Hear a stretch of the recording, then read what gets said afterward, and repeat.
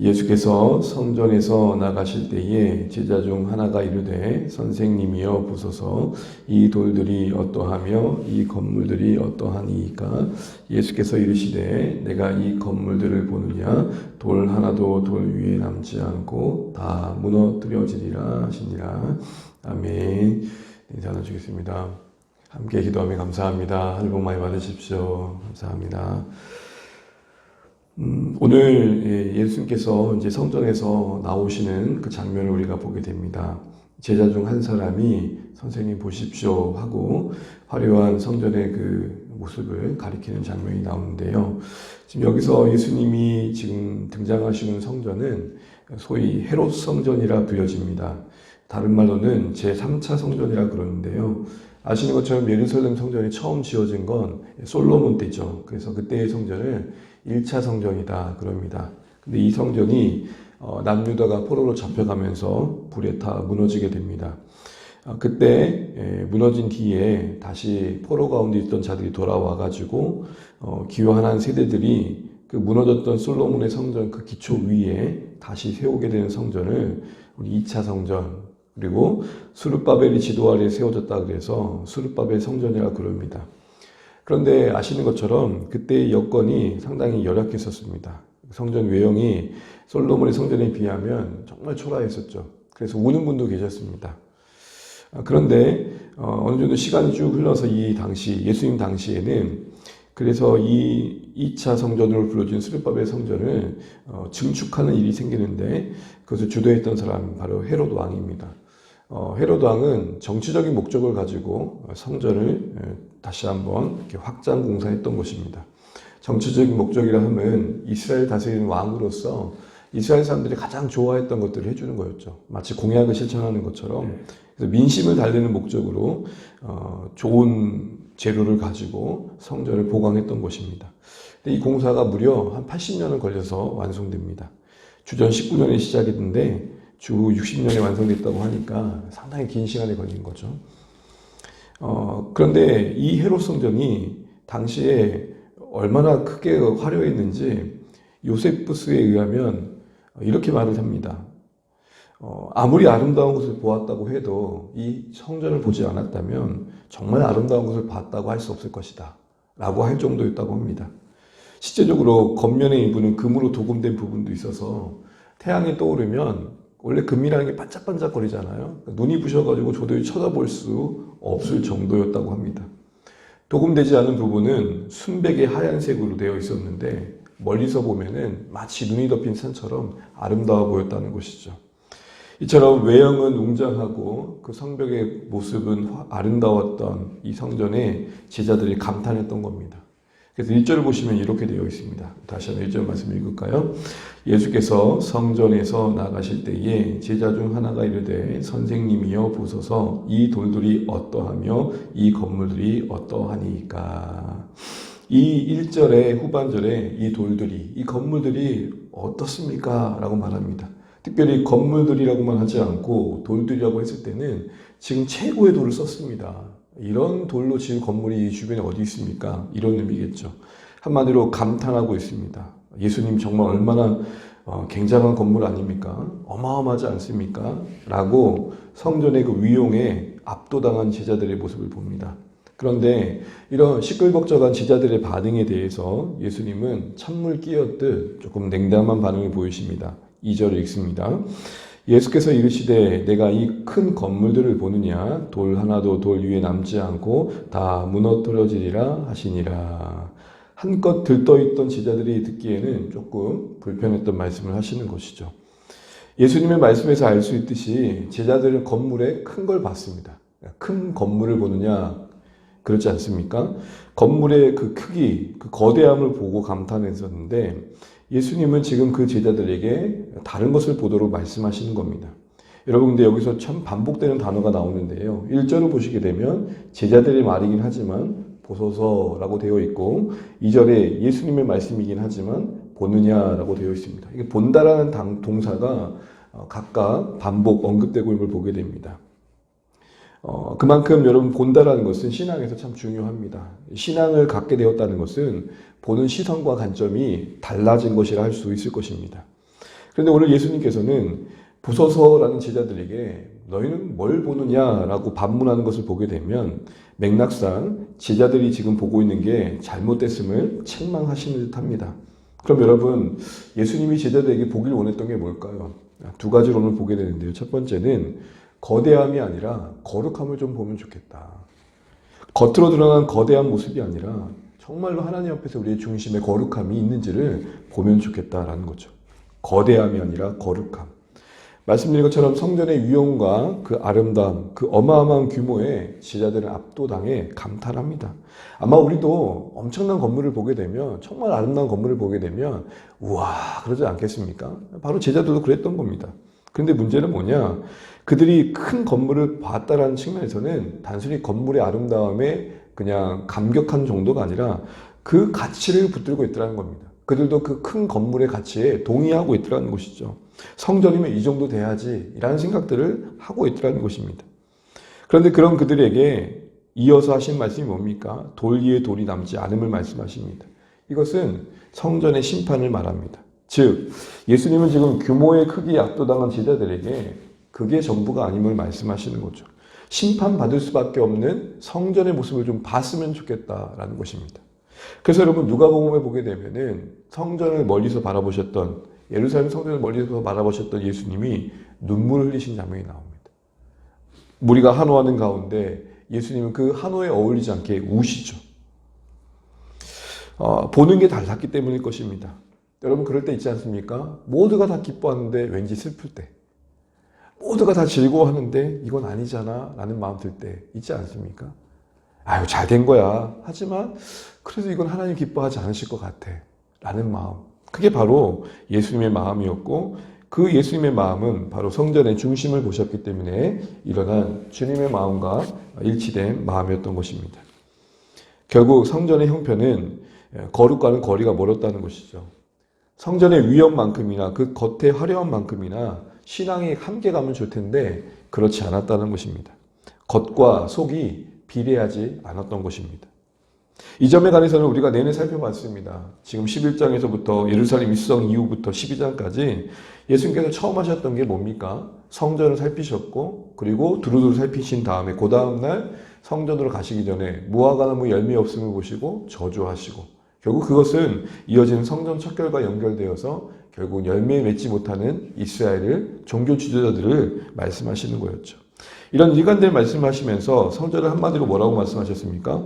강도의 소굴이다라고 하셨습니다.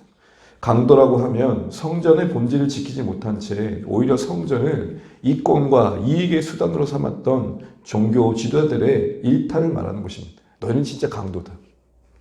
또한 그렇게 심판받을 일을 이루어지고 있음에도 불구하고 소위 자행되고 있음에도 불구하고 그 시스템 안에서 죄가 걸러지지 않고 면죄부가 오히려 주어지는 가운데 죄를 지어도 마치 강도가 자기 집에 있듯이 편안한 그 상황, 그래서 강도의 소굴이었던 거죠. 도둑도 자기 집은 편할 거 아닙니까? 그래서 하나님 앞에 분명히 범죄를 했음에도 불구하고 그 죄가 죄로 드러나지 않는 상황 속에서 그 종교 지도자들은 그 불법을 계속 행하면서도 돌이킬 기회를 얻지 못했던 상황을 강도의 소굴로 말하는 겁니다. 자, 이런 오늘의 말씀에 근거해서 우리 자신과 교회 공동체를 향한 시선 다시 한번 점검해 보게 됩니다. 우리 안에 거룩을 포기하면서까지 추구하는 거대함은 없는가? 거대하다 그러니까 우리와 멀게 느낄지 모르지만 달리 말하면 이런 거죠. 거룩을 포기하면서까지 하나님 관계를 희생시키면서까지 그것을 외면하면서까지 보여지는 것들에 치중하거나 세상적인 인정과 출세와 성공에 우리 마음을 두었던 적은 없는가? 마치 제자들이 크고 화려하고 웅장한 성전의 압도당에 그 감탄의 마음을 쏟아냈던 것처럼 우리도 그런 모습들이 혹시 있지 않는가?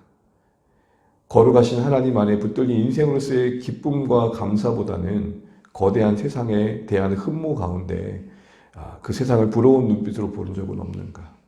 우리 그런 말을 많이 하잖아요. 예전에 많이 그런 말을 했죠. 부러우면 지는 거라고. 특히 신앙생활의 가치를 외적 활동에 두고 자신의 존재감을 드러내는 데 힘썼던 모습은 없는가라는 거죠.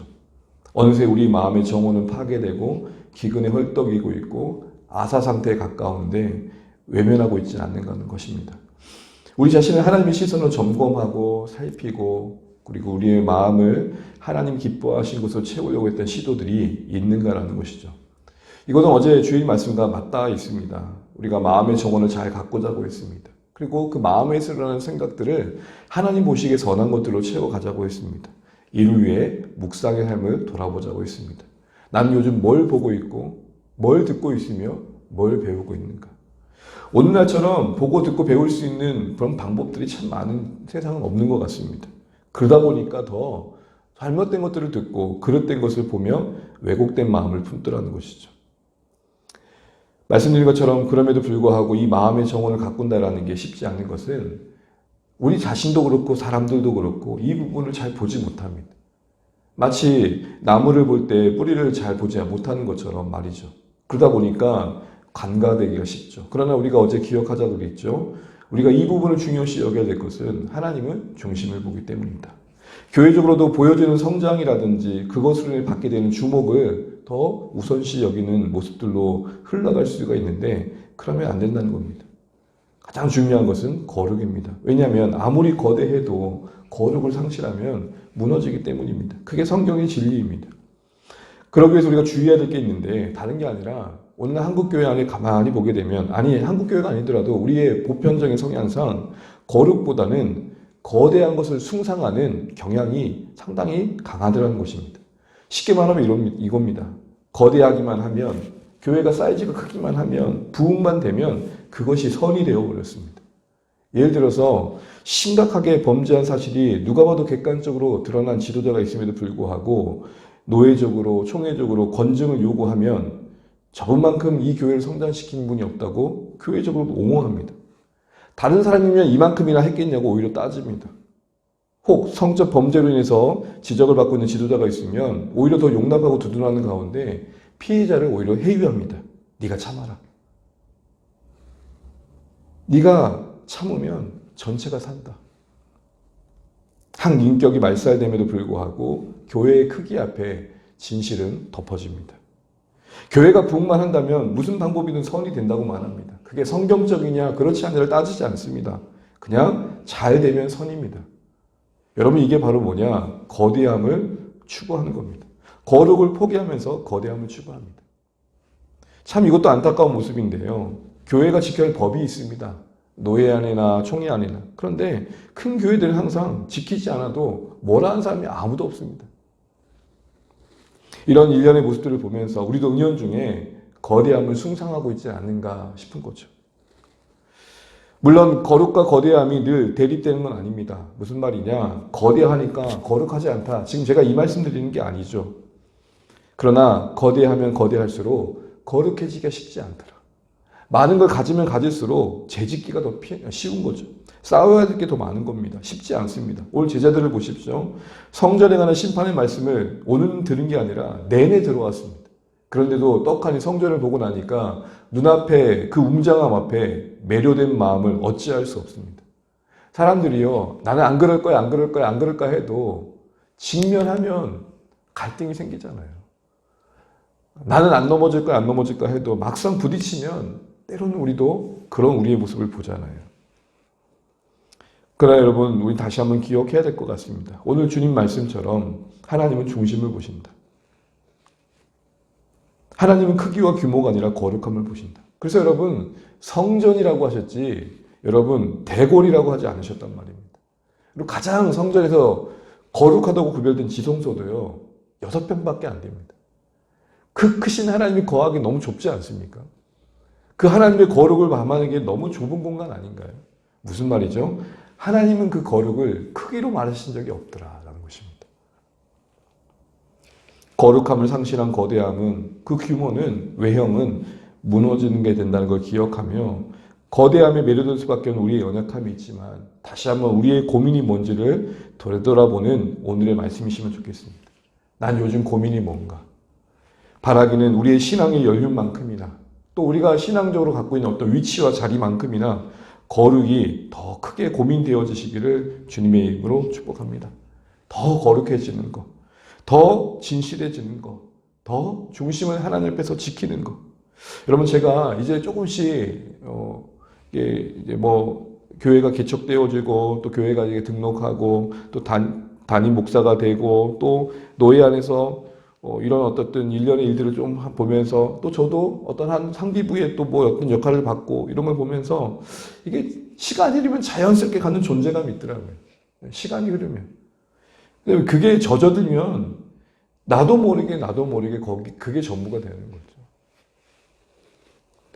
사랑하는 성도 여러분, 우리가 늘 깨어 있어야 할 이유가 여기 있는 것이죠.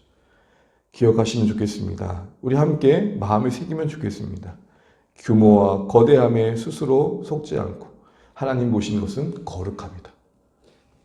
두 번째로 마지막으로 살펴볼 것은 현재보다는 미래를 봐야 한다는 것입니다.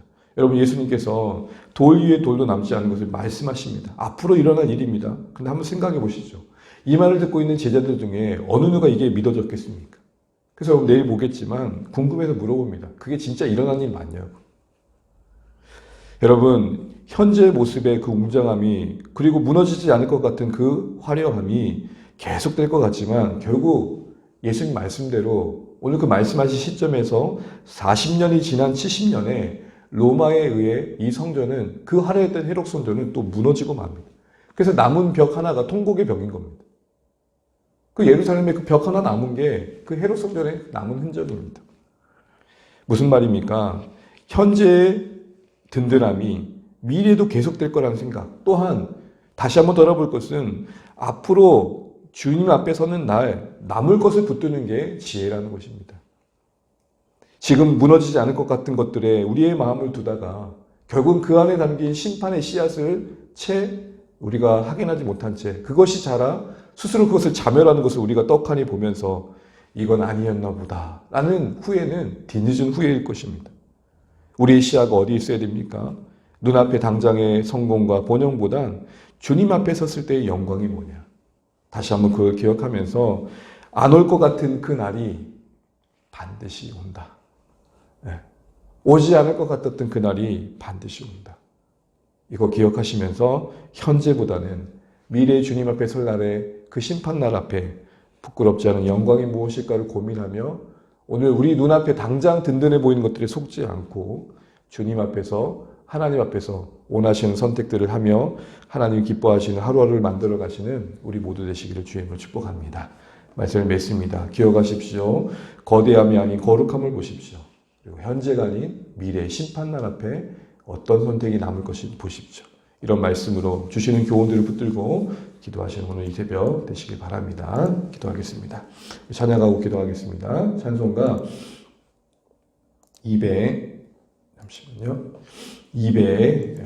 찬송가 338장입니다. 338장 찬양하고 기도하시겠습니다.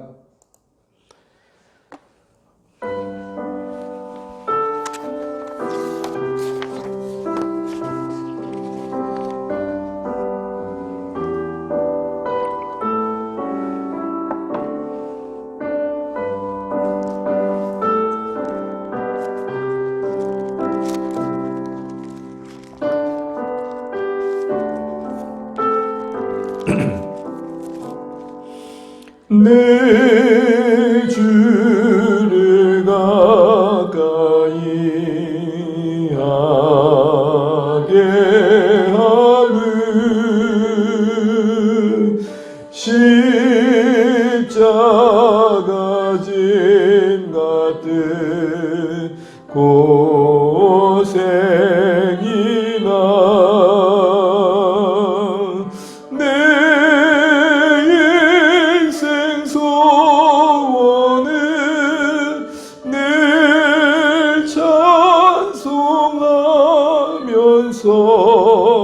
주께 더 나아가기 원합니다.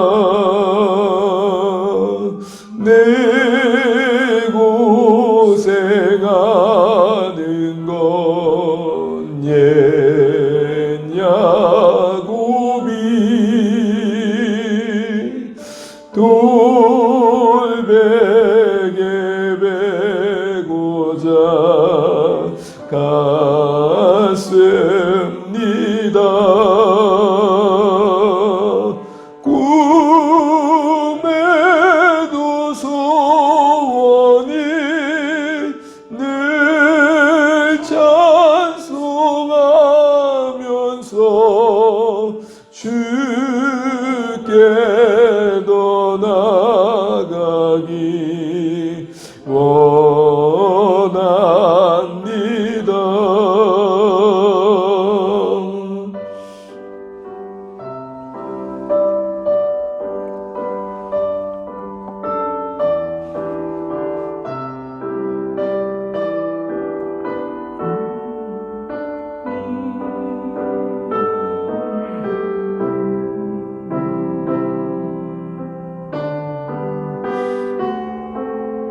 천성에 가는 길 험하여도 천성에 가는 길 험하여도 생명길 대나니 은혜로다. 천사 날 부르니 늘 찬송하면서 주께 더 나아가기 원합니다.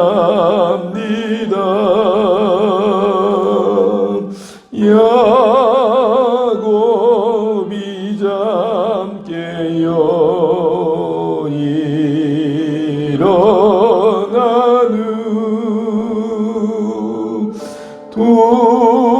돌다는 쌓은 것 본받아서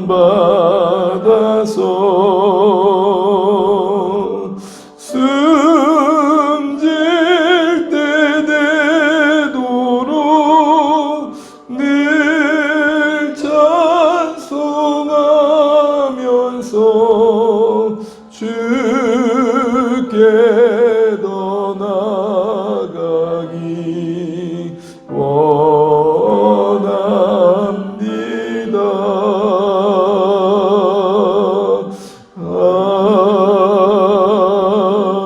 아멘. 네, 오늘도 우리 주신 말씀 붙들고 허락하시는 날 기도하며 맞이하면 좋겠습니다. 오늘 예수님께서 화려한 그 웅장한 성전에 압도당한 제자들의 감탄 앞에 너희들은 뭘 보냐고 말씀하십니다. 혹시 오늘 이 시대에 사는 우리에게도 동일한 말씀 아닐까 싶습니다. 거대함에 매료된 우리의 인생 속에, 우리의 신앙의 세계 속에서 거룩함을 붙들라고 하십니다. 오늘 찬양의 고백처럼 우리가 야곱이 돌단을 샀듯 허락하신 삶의 자리에서 매 순간 주님을 기억하고 주님 앞에 우리를 살피며 주님이 보신 중심의 영역을 잘 갖고 가면서 하나님 앞에 거룩을 쌓아가는 우리 삶 되면 좋겠습니다. 어제보다는 오늘이, 또 오늘보다 내일이 주님을 더 닮아가고 주님의 향기를 바라는 우리 삶 될 수 있도록 은혜 달라고 기도하시면 좋겠고, 또한 현재의 든든함보다 더 중요한 것은 미래의 무너지지 않음임을 바라보면서 주님 다시 오실 그 분명한 날 앞에 하나님 앞에 남을 것들을 붙드는 삶이 되면 좋겠습니다.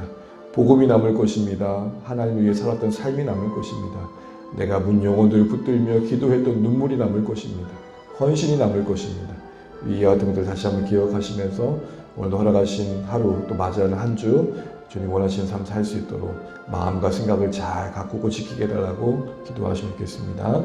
특별히 이 시간 기도하실 때 우리 주안의 교회를 위해 기도해 주시고 자녀들을 위해 기도해 주시고 또 주의 이름으로 모이는 모든 목장과 예배 가운데 은혜 있도록 기도해 주시고, 특별히 이제 날씨가 추워져 가는데 우리 모든 성도님들이 더 강건하시면 좋겠습니다.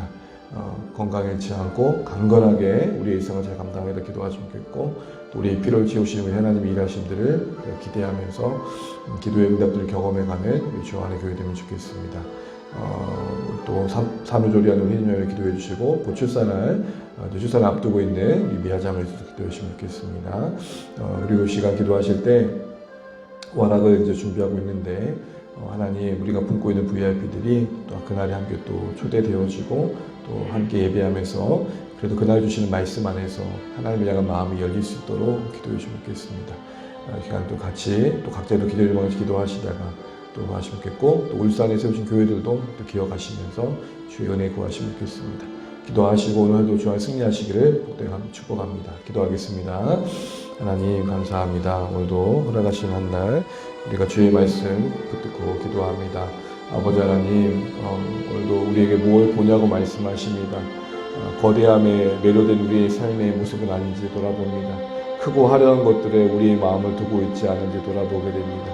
겉사람을 흡해한다 하셨으니 우리의 속사람을 살피게 하시고 우리의 속사람이 날마다 영화롭게 되어져서 우리의 인생의 무거워짐들이 더 가벼워지면 좋겠습니다.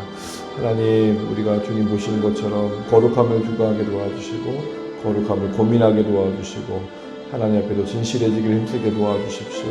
하나님 아버지, 우리가 오늘보다 다가올 내일을 바라볼 수 있는 은혜를 주시고 미래의 심판의 날에 하나님 우리가 요동치 않도록 우리가 오늘도 붙드는 것들이 무엇인지를 살피게 하여 주시옵소서. 하나님 도와주십시오. 하나님 역사하여 주십시오. 하나님 우리 주 안의 가족을 붙들어 주시고 우리 자녀들을 붙들어 주시고 우리 사랑성들의 건강을 붙들어 주시고 일상을 붙들어 주시고 구하고 소원하는 그 소원함들을 주님 들어 응답하여 주십시오. 하나님 특별히 고3 하나님 아버지 시험 준비하는 그 시간들을 붙들어 주시고 하나님 산후조리하고 있는 우리 임자매 또 출산 앞두고 있는 우리 하나님 미아자매 기억하여 주시고 강건하게 하나님 아버지 또 세워져갈 수 있도록 도와주십시오. 주님, 우리 사랑하는 모든 성도들을 붙들어 주시고 하나님 아버지 오늘 살아가는 삶의 자리가 주와 동행하는 자리 되게 하여 주시옵소서. 주님 감사합니다.